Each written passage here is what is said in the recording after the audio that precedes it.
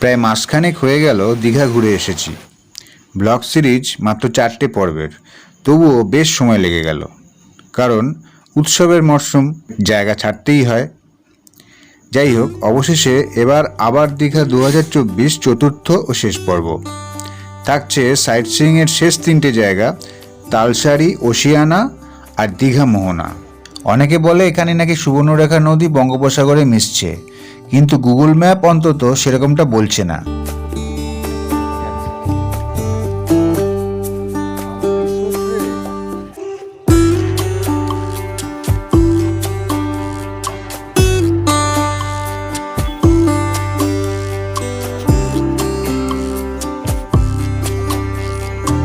এবং উপসংহারে ছোট্ট করে জানিয়ে দেব দীঘা থেকে কলকাতা ফেরার টুকিটাকি।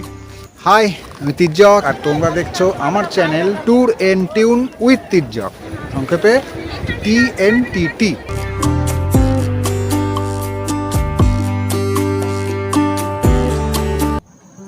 গত 19 অক্টোবর কিভাবে বেসরকারি বাসে দীঘা পৌঁছলাম, অনস্পট হোটেল বুক করলাম আর সমুদ্র স্নান, সব মিলিয়ে ছিল প্রথম পর্ব।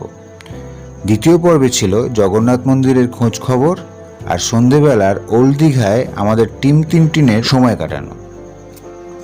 আর তৃতীয় পর্ব শুরু হচ্ছে পরদিন 20 অক্টোবর সকাল থেকে। Good morning. তৃতীয় পর্বেই শুরু হয়েছিল সাইট সিইং।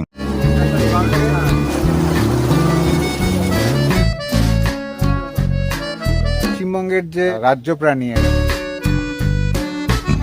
বিচিত্রপুর ঘুরে চন্দনেশ্বর মন্দির দেখে শেষ হয়েছিল।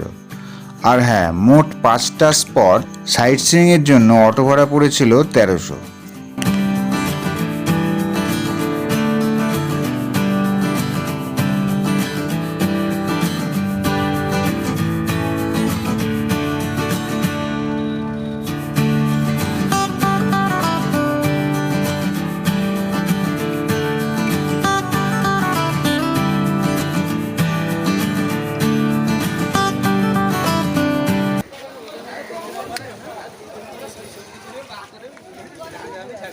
ভক্ত হয়। এই যে তালসারি বিচে চলে এসেছি, অটো ওদিকে রয়েছে, 20 টাকা নিল, 20 টাকা তালসারিতে। কিন্তু চন্দনেশ্বর মন্দিরের ওখানেও নিয়েছে, ওখানে 30 টাকা চেয়েছে, কিন্তু 20 টাকা দিয়েছি, ইয়েটা দেয়নি, আর এই স্লিপটা দেয়নি। বিচে যাওয়ার আগে একটু ডাব খেয়ে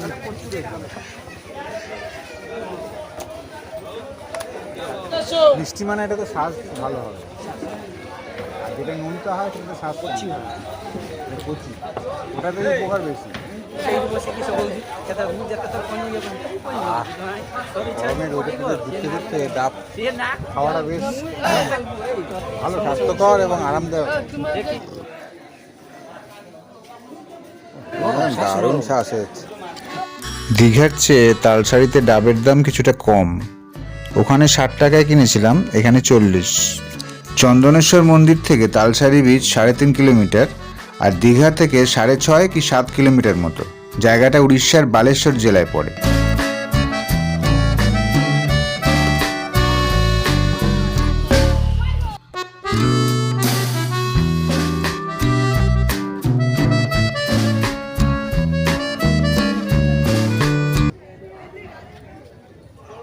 এগুলো সব ট্রলার, মাছ ধরার নৌকা, ছোট ট্রলার, বড় না।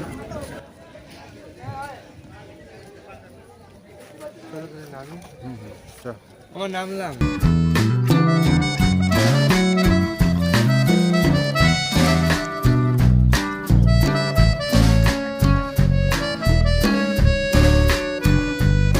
একটা কথা বলি, তালসারিতে কিন্তু সুবর্ণরেখা নদী নেই। অনেকে বলে এখানে নাকি সুবর্ণরেখা নদী বঙ্গোপসাগরে মিশছে, কিন্তু গুগল ম্যাপ অন্তত সেরকমটা বলছে না। ম্যাপ অনুযায়ী সুবর্ণরেখা বঙ্গোপসাগরে মিশছে আরও কিছুটা দূরে গিয়ে, তালসারি ছাড়িয়ে বিচিত্রপুর, সেটাও ছাড়িয়ে আরও কিছুটা। সমুদ্রের তটরেখা ধরে যাওয়া যাবে না, সড়ক পথে যেতে প্রায় 2 ঘন্টা, দূরত্ব 58 কিলোমিটার। যেটাকে সুবর্ণরেখা বলে ভুল করা হয়, সেটা আসলে খাঁড়ি, সরু খালের মতো জায়গা দিয়ে জোয়ারের সময় সমুদ্রের জল ঢুকে নদীর মতো দেখায়।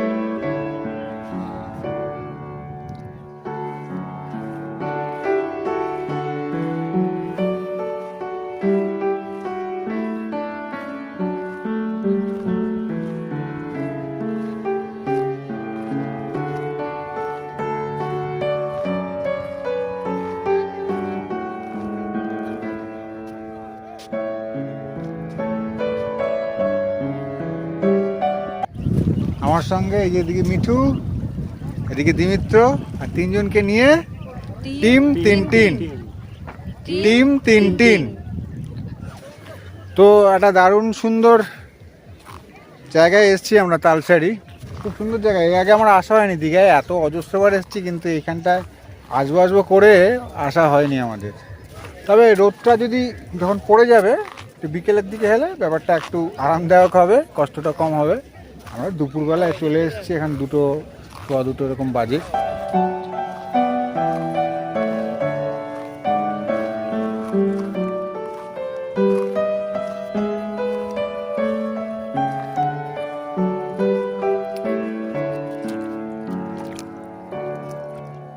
জলে ঢেউ একদমই নেই।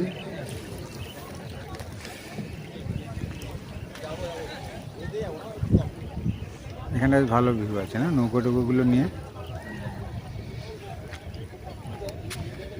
সুন্দর জায়গাটা, দারুণ সুন্দর। সে আওয়াজ হলো রে? কি চপ করে? হ্যাঁ, তো প্যান্ট ভিজে গেছে। এই যে ওখানে পাটা ছিল চপ করে তুলে নিয়ে গেল। ও আওয়াজ হলো ওরকম? বেশ কিছুক্ষণ ছিল বলে ওখানে জমে গেছিল পাটা। ও আচ্ছা আচ্ছা।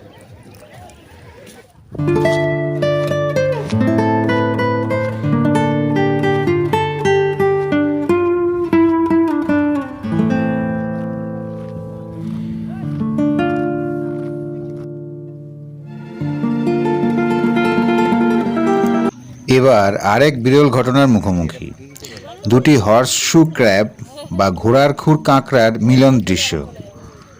নামের সাথে চেহারার মিল আছে, আর এটি একটি জীবন্ত জীবাশ্ম। ডাইনোসরেরও আগে এদের উৎপত্তি, এবং আজও টিকে আছে বলে এটা বলা হয়। তবে এত কিছু তখন জানতাম না, পরে খোঁজ নিয়ে জানা গেল। সত্যি ঘুরতে বেরিয়ে কত কিছু জানা যায়।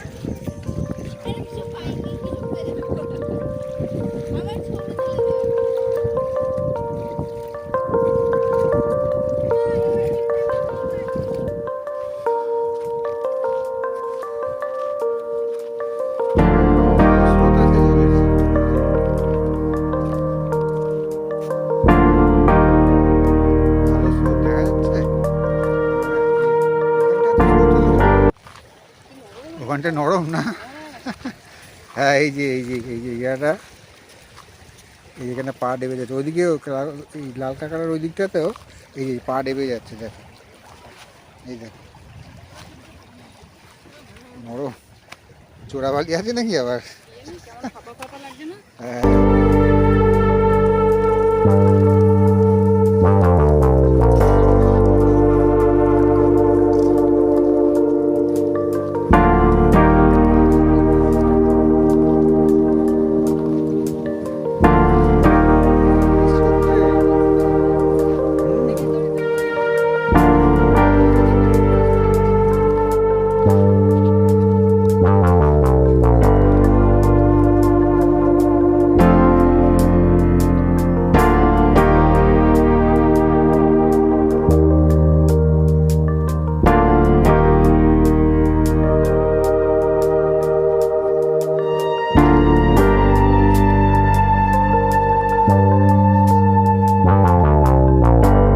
তালসারিতে এসে আলাদাভাবে থাকা যায়।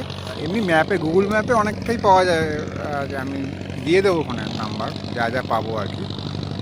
আর তাছাড়া এখানে ওটিডিসির একটা হোটেল দেখলাম এখানে রয়েছে, পান্থনিবাস বলে, যেটা ওটিডিসির যে ইয়েগুলো পান্থনিবাসই বলে। বেশ ভালো নিরিবিলিতে থাকার জন্য। মানে দীঘা তো ভিড় প্রচণ্ড, ভিড় থেকে বেরিয়ে যে তালসারিতে এসে থাকা যায়, এখানে দারুণ এনজয় করা যাবে আমার মনে হয়। আমারও ইচ্ছা আছে পরে এসে এখানে থাকার, হ্যাঁ, অন্য কোনো সময়।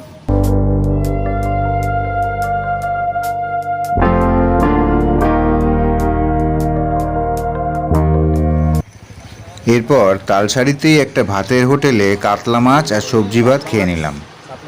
3টে বেজে গিয়েছিল, ফেরার বাস 5:15 এবং আরও 2টো স্পট বাকি। আমরা তালসারি থেকে ওশিয়ানার রাস্তায়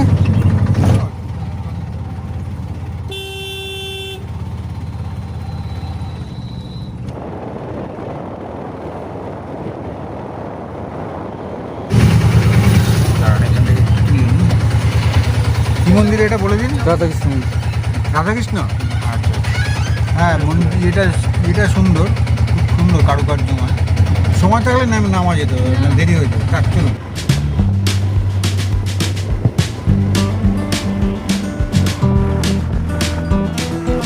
উদয়পুর পরে উড়িষ্যাতে, পশ্চিমবঙ্গের সীমানায়। সীমানার এপারে পশ্চিমবঙ্গে এলেই ওশিয়ানা।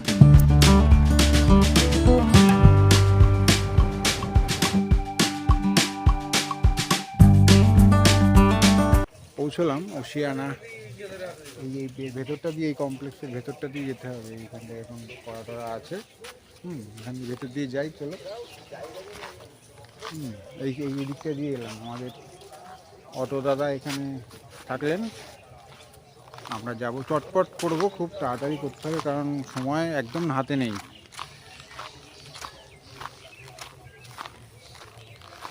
ওই এখান দিয়ে সিঁড়ি দিয়ে উঠে যেতে হবে, দেখা যাচ্ছে। আর এখানে এই ওশিয়ানা কমপ্লেক্সটা, এখানে একটা সরকারি প্রকল্প।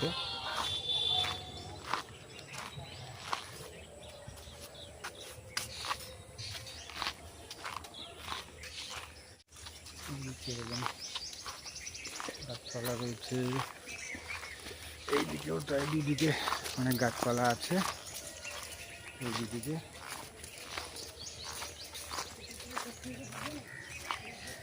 আর এই যে সিঁড়ি, এই যে সিঁড়ি দিয়ে উঠবে, চলো।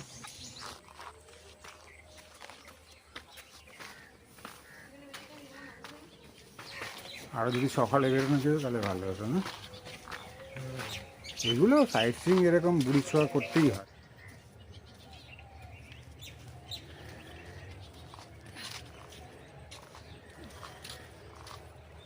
ওই যে সমুদ্র, দূরে দেখা যাচ্ছে সমুদ্র, ক্যামেরায় আসবে না। ঝাউবনটা এদিকে আর কি, আর দূরে সমুদ্র দেখা যাচ্ছে। দীঘা নেচার ট্রেল ওই দিকটায়, ওই যে দীঘা নেচার ট্রেল এইখানে। ওইটা কি বন্ধ আছে নাকি? ও আচ্ছা আচ্ছা, কেন মানে কোনো কাজকর্ম হচ্ছে? আচ্ছা আচ্ছা আচ্ছা, মানে কবে কবে খুলবে কোনো ঠিক নেই? ও আচ্ছা আচ্ছা, এটা বন্ধ আছে। এই যে নো এন্ট্রি বোর্ড দেওয়া রয়েছে, এর পাশেই, ওশিয়ানা বিচের পাশেই এখানটা। শোনা যাচ্ছে ওই যে ডিজে বাজছে। আমার এসব পোষায় না বস, যাই বলো। ওই সমুদ্রের এখানে, মানে প্রকৃতির মাঝখানে একবার বিরাট ডিস্টারবেন্স মনে হয় ডিজে ফিজে বাজানো। যাই হোক, আমার সঙ্গে হয়তো অনেকে একমত হবে না, কিছু মনে করো না। হ্যাঁ, প্রকৃতির মতো পেতে চাই। ডিজে মিজে এত আওয়াজ সাউন্ড। ওদিকে দেখা যাচ্ছে উদয়পুর, মানে এমনি মস্তি করার জন্য, মজা করার জন্য অন্য রকমের একটা মজা, অন্য রকমের আনন্দ হয়। হ্যাঁ ঠিক আছে, কিন্তু সেটা অন্য ব্যাপার। যাই হোক, ওখানটাতে গেলাম না, ওখানে পরে অন্য সময় যদি ইচ্ছে হয়, কখনো যাওয়ার ইচ্ছে থাকলে। ওই উদয়পুর পুলিশটা ওই পাশটাতে যায়।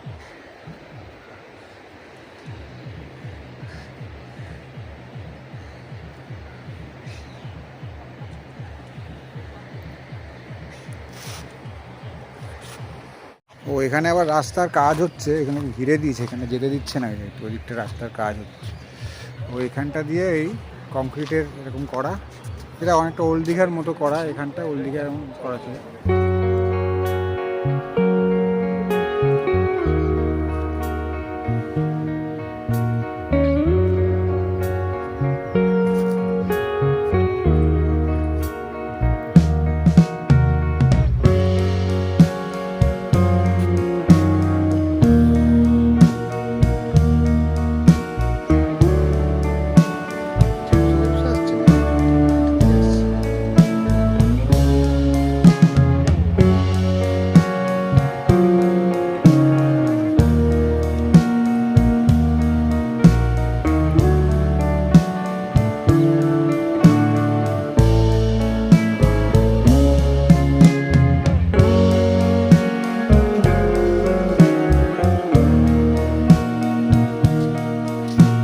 ওশিয়ানা বিচটা জাস্ট বুড়ি ছুঁয়ে, একদম আক্ষরিক অর্থেই বুড়ি ছুঁয়ে চলে যাচ্ছি।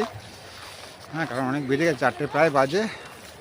আবার দীঘা মোহনাতে যেতে হবে। হ্যাঁ, এখান থেকে ওটাও বুড়ি ছোঁয়াই হবে। ওটা খুব একটা এক্সপ্লোর করতে পারো বিরাট কিছু না, তাও চেষ্টা করছি। ধরে হাঁটতে হাঁটতে হাঁপিয়ে গেছি। আমরা চলে এলাম বিচ ছেড়ে। এখানে থাকারও বন্দোবস্ত আছে, সরকারি একটা ব্যবস্থাপনা আছে এখানে। হ্যাঁ, সেটা আমি ডেসক্রিপশন বক্সে থাকবে সবই, যা যা যেখানে পাবো আর কি। হ্যাঁ, একটু খরচ সাপেক্ষ মনে হয় তুলনামূলকভাবে, অ্যাভারেজ খরচের থেকে একটু বেশি খরচের ব্যাপার। ঠিক আছে, ওশিয়ানা থেকে টাটা, এরপর দীঘা মোহনা।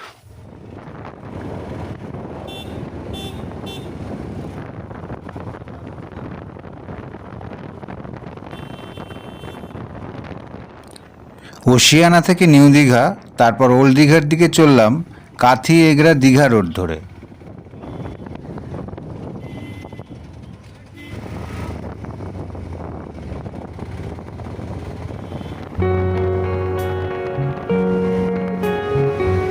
ওল্ড দীঘা থেকে দীঘা মোহনার রাস্তাটা বেশ লাগলো।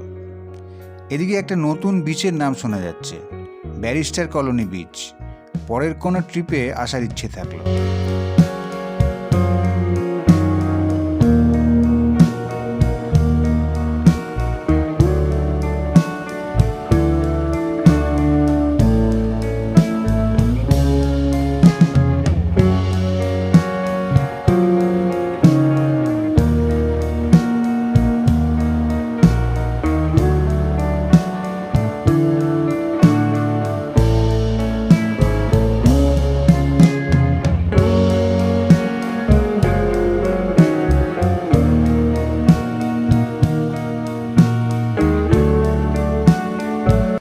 দীঘা মোহনার এখানে ফিশ মার্কেট আছে, কিন্তু সেভাবে এক্সপ্লোর করা যাবে না আজকে। আমি জাস্ট বিচ হয়ে চলে যাবো। আশপাশটা অনেক কিছু রয়েছে, এটা সকালবেলায় এলে আরও মার্কেটটা অনেকটা ভালোভাবে এক্সপ্লোর করা যেত, সময় নিয়ে আসতে হতো আর কি।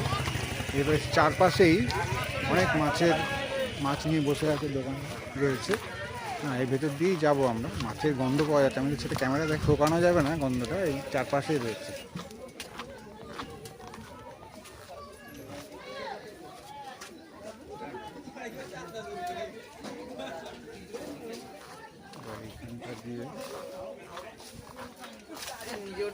এখানে মাছের কিছু রয়েছে না,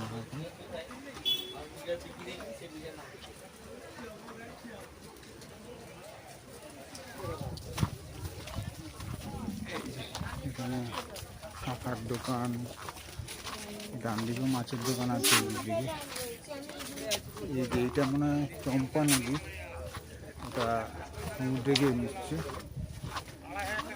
এই রাস্তাটাই সোজা চলে গেছে।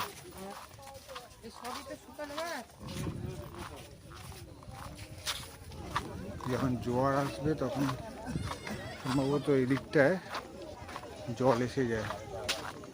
এই রাস্তাটা সোজা চলে গেছে, আর এইদিকে দোকানগুলো রয়েছে, আর ওইদিকে বিচটা। এখানে থাকলে এখানে এই বিচে স্নানও করা যেতে পারে। দূরে সমুদ্র, এখানে ক্যামেরা আসছে কি না, বেশ কিছুটা দূরে সমুদ্র। আমরা এই রাস্তাটার শেষ প্রান্ত অবধি যাবো।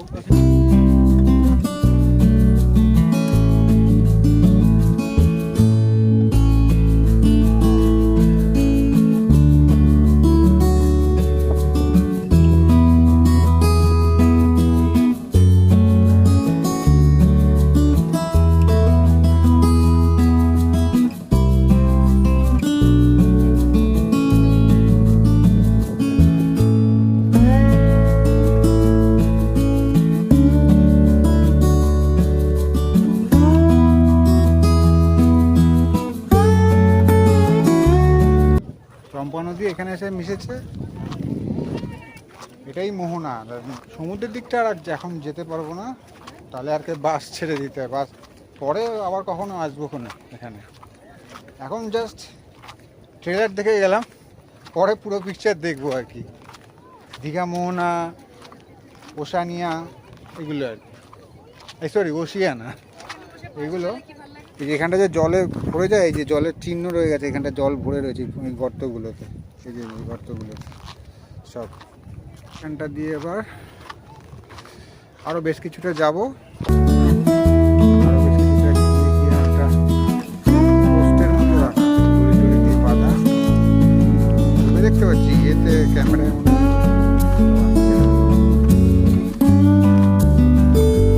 সাইডে এগুলো খেলা।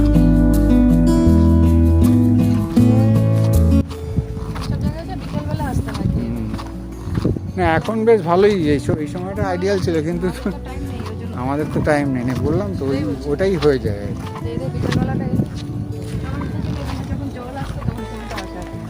জোয়ারের সময় আসতে হবে তাহলে।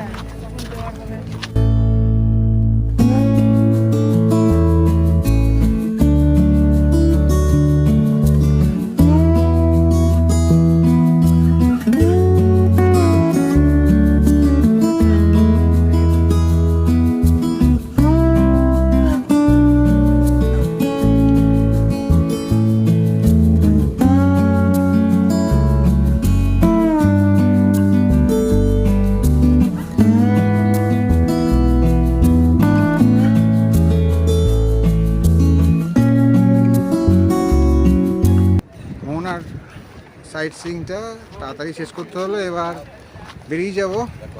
খুবই কম সময় হাতে চলে যাব সেই আবার নিউ দীঘাতে, নিউ দীঘা SBSTC বাস স্ট্যান্ডের ওখানেই নামবো। কিন্তু আমাদের আবার একটু হেঁটে গিয়ে আমাদের ব্যাগগুলো কালেক্ট করে নিতে হবে হোটেল থেকে, সেটার জন্য একটু সময় লাগবে, 5-10 মিনিট। করে নিয়ে আমরা বাসে উঠে পড়বো, 5:15 আমাদের বাস।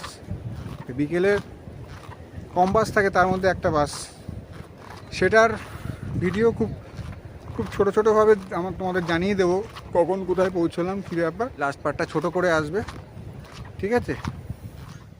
5 ঘন্টার বেশি জার্নি করে রাত 10:15টার কিছু পরে আমরা এসপ্ল্যানেড পৌঁছলাম।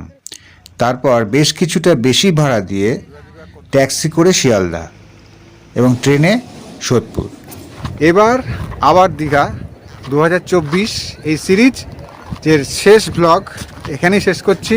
পরে অন্য কোনো নতুন জায়গার ভিডিও নিয়ে, নতুন জায়গার ব্লগ নিয়ে আসবো খুব চটপট, ঠিক আছে। এই ভিডিওটা ভালো লাগলে আর নতুন কী আর বলা, লাইক, কমেন্ট, শেয়ার আর সাবস্ক্রাইব যদি করা না থাকে অবশ্যই বেল আইকন ট্যাপ করে দেবে, যাতে নোটিফিকেশান ঠিকঠাক চটপট চলে যায়। সুস্থ থেকো, নিজের মতো করে খুব ভালো থেকো। আজকের মতো টাটা।